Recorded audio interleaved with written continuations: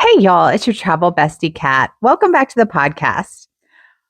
And this is the show where we talk about travel, life, business, and the adventures that help us grow along the way.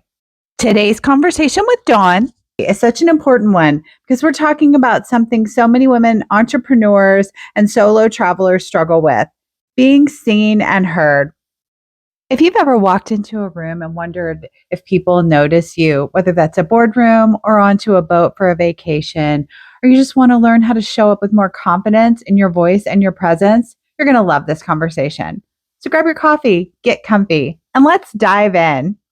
Join me in welcoming Dawn. How's your day been? What have you been up to? Well, so far it's been okay, good. It's Yeah. Friday, right? Awesome.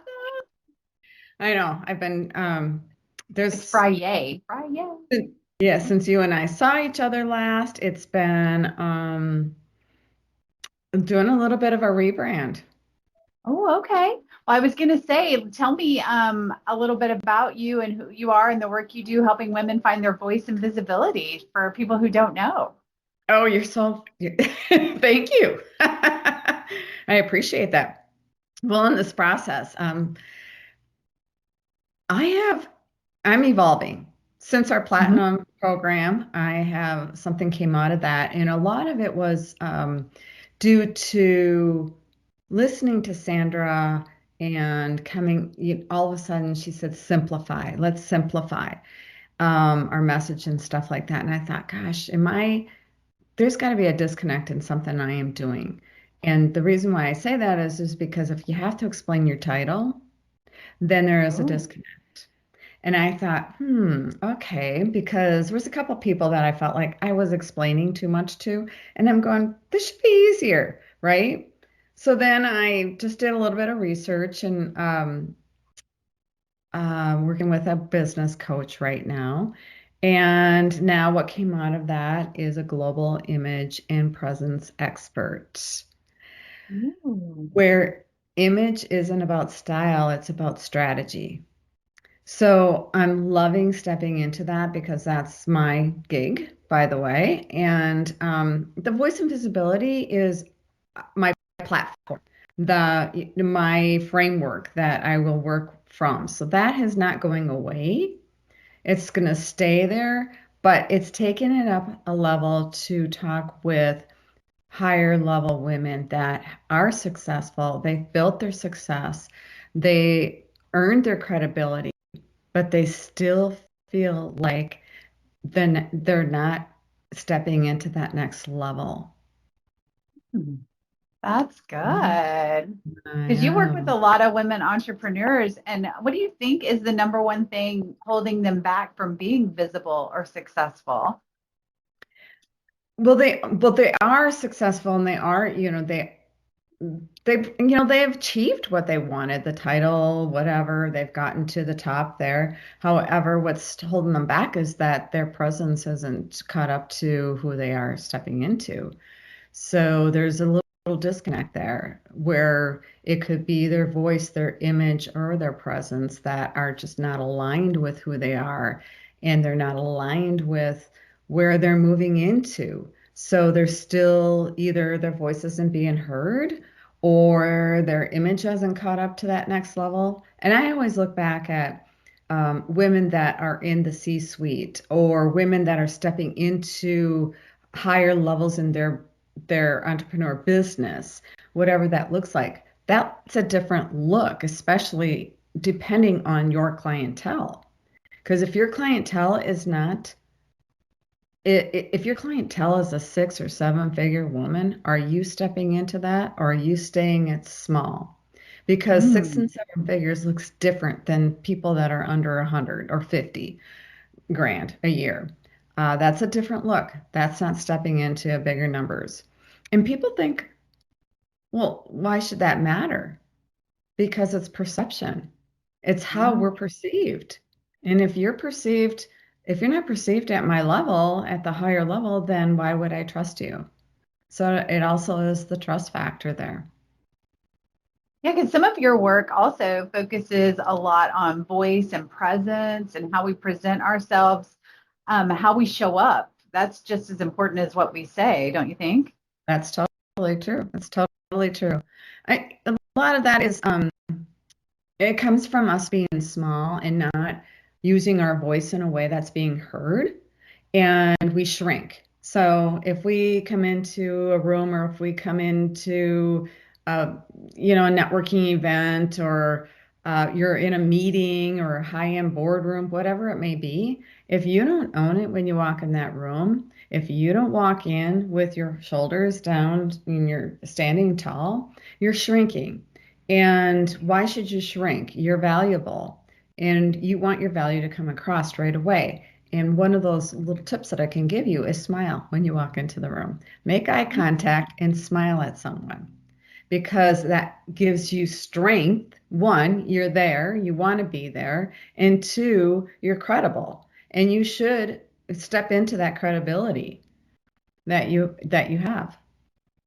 That was what I was going to ask you was what were some good tips that you could give people immediately to show confidence? So yay, good job. Thank you. Now, what are some mistakes people make with that style and communication as well as personal branding? I think women get comfortable and they use this term, I'll call it, that I don't care. Why should I care what other people think? If you have a team of any sort, a team as an entrepreneur, a team in your business world, a professional, if you have a team, you should care. You should care about your team and you should care about how you're showing up and how you're being perceived as a leader in that arena. If you're not being perceived at the higher level, the respect is not going to be there. I've seen this happen. I've seen this happen. I've had clients come to me that I've worked with going, how come I am not being seen as a leader in this room? And a lot of it has to do with how you show up, how you are relatable, and then also how you're being perceived in that next level that you're stepping into. I call it authority. There's an authority gap there. True story right there. I agree with that. So Yeah. if someone's listening right now and feels overlooked or undervalued in their career, what's the first thing that they should try, look at, or take a step towards? I think a good place to start is looking at yourself in the mirror and asking yourself a question. Am I stepping up to the level that I want to be perceived at? And does my closet represent that level? That's one piece. And then two, does my voice speak like I own this next level up that I'm moving into? Or am I still shrinking like I'm not sure, or I'm not feeling it yet or whatever? Because if you're not feeling it, other people can feel it. People can fake it until you make it. And that term came about when Mary Kay Ash was, running her business and she I do started her love business. her. Yes, I know, right? And that was great, but you can only fake it for so long. I would change that term to fake it until you become it.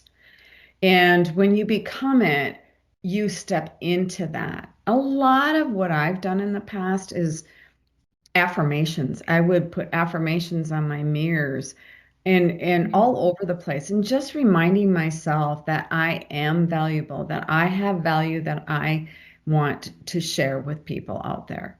And in my next level that I'm stepping into, which is the best level I could possibly say, I'm ready for this. I'm ready for this and I'm moving forward. And it isn't changing what I'm doing, it's just stepping it up and elevating yourself. And if Yeah. you're ready for that, step into it. You're just elevating your vision and your practice, what you're doing. Exactly. Exactly. Okay, so you know I do travel and I love that. And travel can push people outside of their comfort zones too. Have you had a travel experience that helped you grow personally or professionally? Yes, all of them. Yay. I think every time I travel, I have to take a step back. One, about how am I being perceived in my travel wares, by the way. Um, I still want to represent what I do. I don't want to shrink to someone else's level just to make them feel comfortable because that's not who I am. I've I'll just share a little story. When I moved to Arizona, for instance, this is a big thing. It's almost like travel in a way. It was a culture change for me. So when I'm originally from Minnesota, and I everywhere I went, I dressed up. And I looked the part when I left my house. So when I came here, it got very casual. Now, mind you, this was right around when COVID hit. So nobody was dressing up anymore. However, I'm in a very casual community, a golf community. So people around here are always in shorts and t-shirts. Um, and I felt like I was losing my identity. And because I was stepping into what other people were doing. And there was something that was not resonating with me very well. And I could feel it in my body, but I couldn't figure it out until finally it hit me that I'm I'm stepping down to other people's levels instead of stepping into who I am and my identity. And I said, I should never stoop that way because that's not who I am internally and externally. So I love the fact that I recognize that, which I hope other women do when they are moving into different arenas and different cultures and different places. Yes, we do want to be comfortable. I get that word, that comfortable is overused. That word is comfortable is overused a lot. But once you identify your who you are and what you stand for, then that you'll get your identity back. And I did, and I'm glad I did. Oh my gosh, I'm in a whole different arena now, and I love it.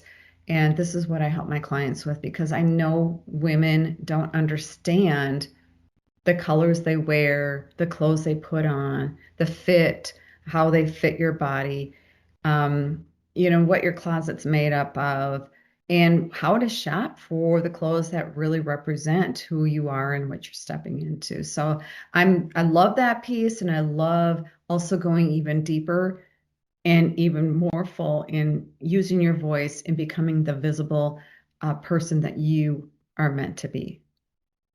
Yes, that is so true. And it doesn't matter whether you're stepping into a new country, a new room, or even just an event like the Platinum Summit where we were at. You have to have your mindset set up to show up confidently. What do you Yes. think that looks like for each of us? How do we or tune into that mindset? Tune into your mindset. One is knowing, knowing for sure in your soul who you are and stop apologizing for that. I have been beaten, bullied, and broken in my life. I know what it's like. And apologizing for who I am and how I show up as, I'm done. I'm not apologizing for who I am anymore. And if I can get women there faster than what I did, I'm doing my job. And that's what I love is really getting clear who you are and love who you are. Love who you are in that mirror. When you look in that mirror, you should be saying, I'm beautiful. Even if you don't feel it, say it over and over and over again because beauty is not on the outside, beauty is on the inside. It's from the inside out. And we've all been in places where we've probably been broken, bullied, beaten, whatever it may be in our life, and somewhere in our life, in our jobs, in our marriages, in our family life, wherever it's been. I'm not saying it's taken me a long time for me to get really clear and who that person is. And once was clear, I'm stepping into who I am, not somebody else's version of me. And I don't I hang love around those that. people. Love that so much. What does success look like for you now compared to earlier in your career? Never giving up. Never giving up what you were meant to be put on this earth for. I am not settling. I can't settle. I'm not ready to settle. I know I have people around me that say, "When are you going to ever quit?" I am not ready. When the Never. good Lord tells me I'm ready, that's when I'm ready. Love that. There's too much work for us women to do yet to make our path on this earth. Okay, I have some fun lightning rounds for you. Are you a Yeah. coffee or tea girly? Oh, I used to drink coffee all the time. Now I changed to tea. Okay, there's no right or wrong answer. Healthier. How about are you a beach or a mountain girl? Beach. Me too. I love the beach. Mhm. What's the best confidence advice you have to give in one sentence? Oh, the best confidence advice I can give. Be your true authentic self. I know you hear that a lot lately, but if you can be who you truly are, nothing else matters. Love that. And what's a book every entrepreneur should read? You. Oh, I Like know, so many right? books. Crazy. Oh, let me see. I guess The Success Principles by Jack Canfield would be one to start with. It, Okay. it's it's a big book, but it's an easy read, and you don't have to read it all at once. I would just take a chapter here and there, and it's unreal when you pick up a book and you open up the book, you open it up to where it was meant to be that I particular believe day. that. Yeah. And it's like, Yeah. okay, this is what I need to hear. How about one word you want women to remember about themselves? I would say beautiful. I knew you were going to say that. I was hoping you were going to say that. Did. Excellent. Okay. All right. So, for folks that are listening, if they want to connect with you and learn about more about your work and how you can help them and they can get some more confidence back in their lives, where can they find you? I am all over the internet, but you can go to my website, Dawn at dawnstebbing.com. I'm on LinkedIn under my name, Dawn Stebbing, and Instagram and Facebook. Excellent. And what's one final message you want to give women entrepreneurs that they should hear today? Oh gosh. Step into your true authentic self. Show up, be you, and stop apologizing for what other people want you to be. Be you and be true to you. I love that. That's amazing. You're awesome. Thank you. I Thank you so appreciate much it. for coming on here and talking to me. I really appreciate it. This is going Thank to be you. great stuff.